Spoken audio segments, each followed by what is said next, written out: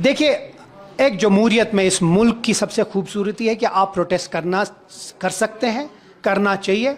ये शायद बीजेपी हुकूमत में ही प्रोटेस्ट करने नहीं इजाज़त दे रही है, नहीं तो पहले इस 70 बरस 80 बरस जो आज़ादी के थे, हर कोई प्रोटेस्ट कर सकता है और वो जमहूरी हक है हर किसी का।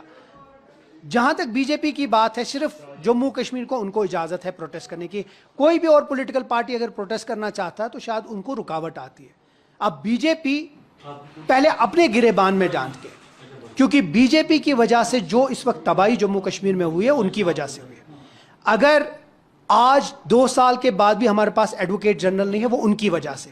आज भी हमारी रिजर्वेशन की फाइल गई है, अभी तक वापस नहीं है, उनकी वजह से।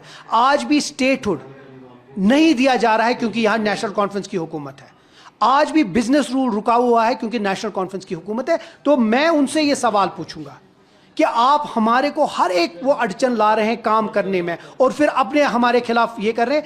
ये ड्रामा पूरे जम्मू कश्मीर के लोग देख रहे हैं और इस ड्रामा का उनको जरूर सबक सिखाया जाएगा जब अगला इलेक्शन आएगा। बीजेपी का कहना है कि जो हुकूमत है वो नाकाम हुई। मैंने जिस तरह बोला, हमने जितना काम किया इस कंस्ट्रेंट्स में भी, शायद मुझे लगता है कोई भी एक इस माहौल में काम नहीं कर सकता। हमने हर एक जगह डेवलपमेंट का जाल बिछाया है, जहां जहां हम कर सकते हैं करें, लेकिन जिस चीज में रुकावट आ रही है वो जानबूझ के बीजेपी के कहने पे आ रही है। और उसको जिस तरह मैंने अभी बोला कि बहुत सारे ऐसे काम है जिसमें जानबूझ के बीजेपी और उनके लीडरशिप हमें रुका रही है उस काम करने में। लेकिन अगर वो सिंसियर है अपनी बात में तो business rule, advocate general, reservation file और स्टेटहुड, उसमें क्यों रुकावट है वो हमें समझाए।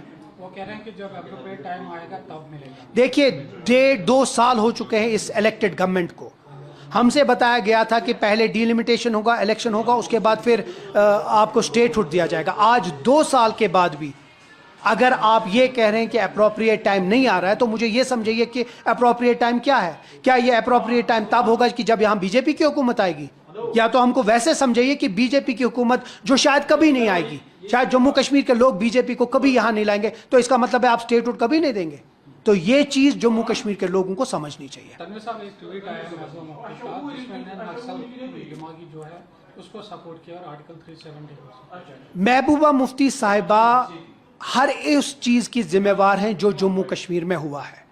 अगर आपको याद होगा कि नेशनल कॉन्फ्रेंस और खासकर उमर अब्दुल्ला साहब ने उनको अनकंडीशनल सपोर्ट किया था कि आप बीजेपी को यहां मत लाइए, लेकिन उसके बावजूद लाया और उन्हीं को वो सारे रास्ते दिखाए जिसकी वजह से 2019 हुआ, जिसकी वजह से हमारा स्पेशल स्टेटस, जिसकी वजह से हमारे कॉन्स्टिट्यूशनल गारंटी चले गए। तो आज अगर वो मगरमच्छ के आंसू रो रहे हैं तो ये याद रखेगा कि ये उन्हीं की वजह से है जिस चीज पे आज जम्मू कश्मीर रुका हुआ है।